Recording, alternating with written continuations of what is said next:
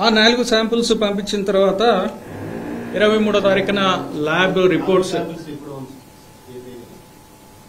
16వ తారీఖు 23వ తారీఖు sorry 6/7/2024 6th July 2024 and the 12th July 2024 6th July 2 tankers 12th July 2 tankers పంపించడం జరిగింది.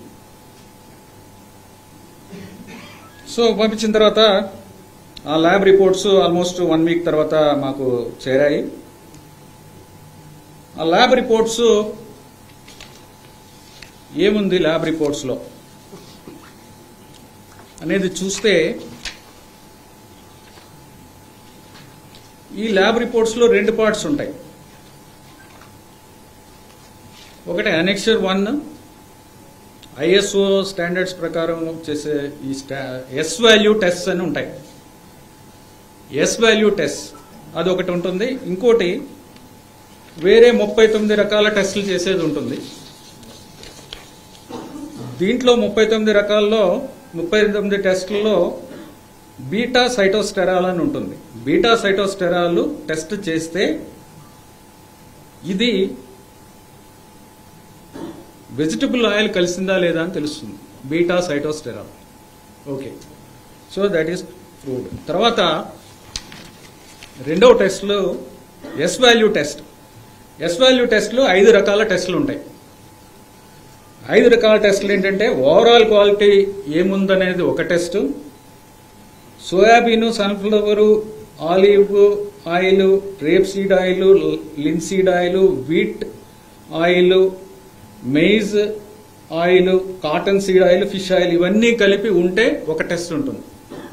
ఆ టెస్ట్ చేస్తే వచ్చే రిజల్ట్ ఒక రేంజ్ ఉండాలి. ఆ రేంజ్లో ఉంటే అది కరెక్ట్గా ఉన్నట్టు, ఆ రేంజ్ బయట ఉంటే అది అడల్టరేటెడ్, ఆ పర్టికులర్ అడల్టరేషన్ ఉన్నట్టు అది క్లియర్గా ఈ ల్యాబ్ రిపోర్ట్స్లో చెప్తున్నారు.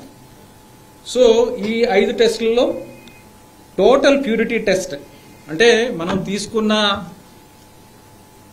శాంపుల్ ఏ విధంగా ఉంది, ఓవరాల్గా మిల్క్ ఫ్యాటా కాదా ఇది అనేది చెప్తుంది. మిల్క్ ఫ్యాటా కాదా, మిల్క్ ఫ్యాటా కాదా అని చూస్తే అది ఓవరాల్గా 95.68 నుంచి 104.32 మధ్యలో ఉండాలి. ఇది టోటల్గా 95.68 to 104.32 మధ్యలో ఉండాలి ఓవరాల్గా టెస్ట్ చేస్తే. ఇది చాలా అబ్నార్మల్గా ఉంది. 20.32 అంటే ఇట్ ఈస్ హైలీ అడల్టరేటెడ్. చూడటానికి ఘీలా ఉంటుంది కానీ అది ఘీ కాదు.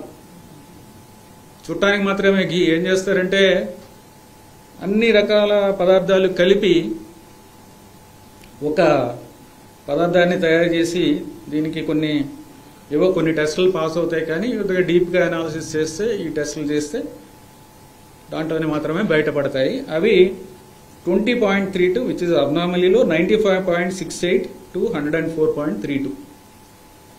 సో అది ఒకటి వెరీ అన్ఫార్చునేట్ రిజల్ట్. తర్వాత సోయాబీన్, సన్ఫ్లవర్ ఆయిల్ దీనికి సంబంధించిన టెస్ట్ రిజల్ట్ 98 పైన ఉండాలి. ఇది 87.61 87.61 వచ్చింది S value. That means this is adulterated with soybean, sunflower, olive, rapeseed, all these things మీకు ఇంతకు ముందే చెప్పాను ఆ రిపోర్ట్ దాంట్లో. తర్వాత లార్డ్ అంటే పిగ్ స్కిన్ కింద ఉండే ఫ్యాట్, పిగ్ ఫ్యాట్ అనుకోవచ్చు. అది లార్డ్ అనేది వాల్యూ ఆ టెస్ట్ చేస్తే 116 వచ్చింది. ఉండాల్సింది ఎంతంటే 102కి కింద ఉండాలి. It should be below 102 but it is above 102 which means that it is adulterated with lard also. Next is palm oil and beef tallow. ఇవి రెండు ఉంటే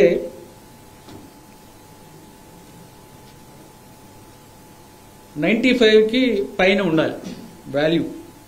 The value should be about 95.9 but the value is 23.22 which is abnormally low.